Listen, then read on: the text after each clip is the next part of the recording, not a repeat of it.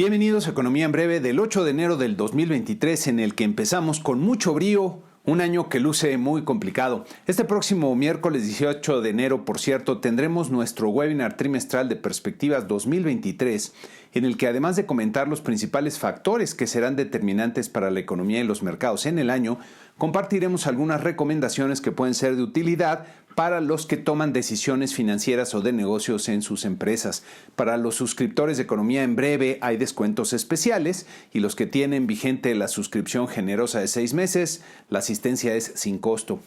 Vaya que el año comienza muy movidito, especialmente en el entorno político, que tenemos que comentar al ser el 2023 un año de definiciones políticas importantes. En un primer evento que me pareció muy afortunado, la Suprema Corte de Justicia de la Nación eligió a la ministra Norma Piña como su presidente para los próximos 3 años, con lo que la Corte defiende su autonomía en un momento muy importante para el país. La ministra Piña se convierte en la primera mujer presidente de la Suprema Corte, luego del sainete protagonizado por la ministra Yasmín Esquivel, incondicional de López Obrador, acusada recientemente de plagiar su tesis de licenciatura. Ya veremos cómo se manejan las cosas en la Corte en los próximos meses y si comienzan a desahogarse muchos de los pendientes importantes por los actos del Ejecutivo que se han hecho al margen o por encima de la ley, pero por lo pronto parecen buenas noticias y hay que recordar, hay muchos pendientes ahí que tendrán que ventilarse.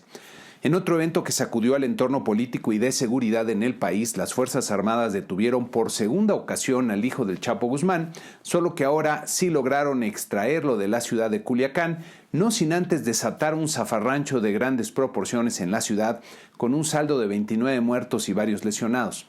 Varias cosas llaman la atención de este evento, entre las que destacan la efectividad que ahora tuvo la operación y la proximidad de la visita del presidente Biden a México, que viene a tratar temas de seguridad nacional como el tráfico de fentanilo, precisamente. Me llamó fuertemente la atención el lenguaje que usó el general Sandoval al dar su informe, diciendo que al tener una amenaza real, actual e inminente que puso en peligro sus vidas, actuaron, se refiere a las fuerzas de seguridad, de acuerdo a lo establecido en la Ley Nacional del Uso de la Fuerza, que me hace pensar que le informaron al presidente hasta que la acción ya estaba concluida. Me parece que esto representa un parteaguas en la política de seguridad y un reconocimiento de facto que la política de abrazos y no balazos es un fiasco y que de ahora en adelante cambiarán las cosas, sobre todo porque falta ver cuál será la respuesta de los cárteles y la forma en que las fuerzas de seguridad actuarán hacia adelante. Por cierto, resulta lamentable que después de lo ocurrido no haya decenas de detenidos de los que participaron en la violencia. Si una persona puede ir por la calle con un arma de asalto, robar vehículos para incendiarlos y dispararle a las Fuerzas Armadas o a civiles, y no es detenido, es seguro que tendremos más violencia más adelante en perjuicio de toda la sociedad que sí es pacífica. El 2023, en otro tema, comienza muy mal para la corcholata favorita del presidente, Claudia Sheinbaum, que por un lado recibió una denuncia sobre su campaña del equipo de Marcelo Ebrard, que también aspira a la candidatura de Morena, pero pues no es el favorito, evidenciando las fracturas y diría la pérdida de poder cada vez más evidente de López Obrador sobre este proceso. Aunado a ello, otro lamentable accidente con un saldo trágico en el metro de la Ciudad de México este sábado 7, agarró la jefa de gobierno pues haciendo gira por Michoacán, dejando en evidencia nuevamente la falta de mantenimiento por los recortes presupuestales al metro y golpeando sus aspiraciones presidenciales. En otro evento que debería ser pues más económico, pero que sigue resultando político, causó sorpresa, por decirlo menos, la propuesta presentada por la Secretaría de Hacienda para integrar a Omar Mejía Castelazo a la Junta de Gobierno de Banco de México como subgobernador en sustitución de Gerardo Esquivel. La ley de Banco de México permite a 2 de los miembros de la Junta exentar el requisito de tener 5 años de experiencia en altos cargos dentro del sistema financiero mexicano, siempre y cuando sean profesionales distinguidos en materia económica, financiera o jurídica. Francamente, no veo que Omar Mejía cumpla con los requisitos legales al no tener por lo menos el reconocimiento del medio. Todo el mundo empezó a preguntarse quién era cuando lo nombraron, aunque no dudo que sea una persona muy capaz. Me parece otro nombramiento que puede debilitar a la Junta y al banco. Especialmente preocupante es que al interior del propio banco se tienen a muchos profesionales muy reconocidos que no solo cumplen con los requisitos, sino que tienen la experiencia que se requiere para transitar los complicados tiempos en el entorno financiero y monetario internacional que se ven venir. Al momento, Omar Mejía forma parte del grupo asesor de la subgobernadora Galia Borja y su nombramiento podría ser una jugada más bien política para que la gobernadora tenga por lo menos 3 votos y el control de la Junta. De validarse este nombramiento, me parece que el tema de la dominancia fiscal, que es cuando se utiliza el Banco Central para acomodar las finanzas públicas del gobierno, muy posiblemente cobrará relevancia. Los mercados accionarios también comienzan el año muy movidos, luego de un año muy difícil de pérdidas importantes, como vemos en este cuadro, que ilustra los pronunciados vaivenes y el cierre sobre todo que se da en diciembre, que fue muy malo para los mercados. La primera semana del año registró por contra, repuntes muy significativos y bastante generalizados, entre los que destacó la notable ganancia de 6.7% en la Bolsa de Valores de México, que terminó la semana en los 51.731 puntos. Nuestro tipo de cambio también inició el año con fuerza, apreciándose hasta un nivel de 19.15 pesos por dólar. Buena parte del repunte de los mercados accionarios se dio el viernes, motivado por los buenos resultados del reporte de empleo en Estados Unidos. Las nóminas no agrícolas crecieron en 223,000, superando nuevamente las 200,000 esperadas por el mercado, manteniendo un sólido ritmo de creación de empleos. La tasa de desempleo se redujo más de lo esperado, alcanzando 3.5%, mismo nivel alcanzado en julio pasado y el más bajo desde la pandemia. Pero lo que más impulsó el optimismo de los mercados fue el resultado de las ganancias medias por hora, que aumentaron 0.3%, ligeramente por debajo del 0.4% anticipado, lo que permitió que a tasa anual se redujeran a 4.6% el incremento, continuando con su tendencia descendente como vemos aquí, lo que quiere decir que las presiones salariales se están moderando y esto permitirá que la inflación también se modere. En México, el indicador global de la actividad económica no creció nada en el mes de octubre, comenzando mal el último trimestre del año, observándose una contracción marginal en el sector servicios que representa cerca de 2/3 partes del total de la actividad económica. No obstante, si vemos el desempeño reciente del IGAE total en esta gráfica, podemos notar que a pesar del estancamiento de octubre mantiene una tendencia al alza por poco más de un año. La construcción repuntó de forma vigorosa en octubre al crecer 1%, a pesar de lo cual se mantiene básicamente estancada en los últimos 2 años, como vemos aquí. La construcción es un renglón muy sensible al entorno de negocios y a las expectativas de mediano y largo plazo, que se han visto seriamente deterioradas por diversas decisiones extraviadas de política pública. En el tercer trimestre del año, la oferta y la demanda agregada crecieron con fuerza 1.5% real respecto al trimestre previo, principalmente impulsadas por nuestro comercio exterior, como vemos en este cuadro del INEGI. El principal componente de la demanda, que es el consumo privado de los hogares, creció 0.4% trimestral, lo que representa un dato fuerte, pero que habrá que tomar con cierta reserva. En esta gráfica pueden ver la evolución del consumo privado en las cifras originales, que diría es el dato puro, pero que está sujeto a fuertes vaivenes por su comportamiento altamente estacional. Aquí vemos que el consumo apenas está llegando al pico de la pandemia, previo a la pandemia.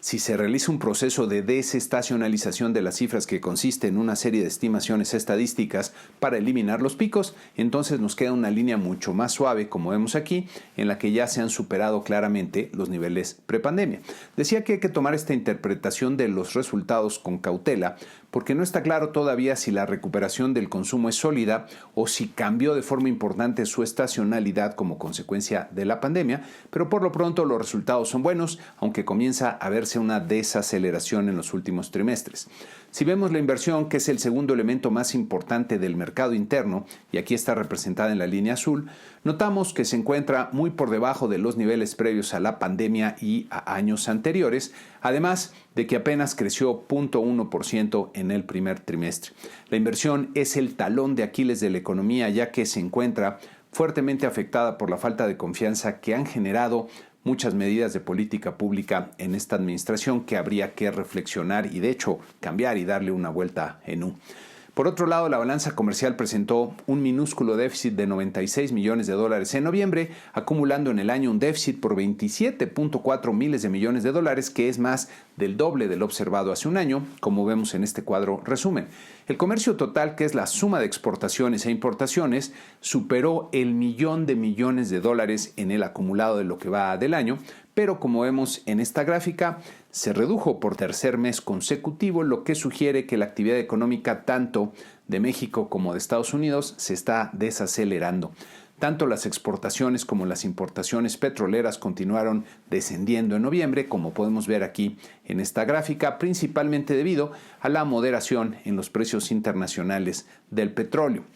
Por otro lado, los resultados de la industria automotriz diría que fueron bastante buenos en el mes de diciembre, ya que sobre todo las ventas internas repuntaron con fuerza para alcanzar las 120.9 miles de unidades, que es la cifra más alta desde diciembre del 2019, justo antes de la pandemia, lo que dará un respiro para la red de distribuidores en México. Las exportaciones repuntaron levemente respecto a noviembre para alcanzar 243.3 miles de unidades, que sigue siendo un buen resultado. La producción se contrajo respecto a los meses previos para totalizar 239.5 miles de unidades, pero como vemos aquí en la gráfica es usual que en diciembre se frene la producción por los periodos vacacionales. En otro indicador, las cifras de finanzas públicas del mes de noviembre presentan un crecimiento de 3.8% real anual en los ingresos totales que se da gracias al fuerte repunte en los ingresos petroleros debido a los precios del petróleo más elevados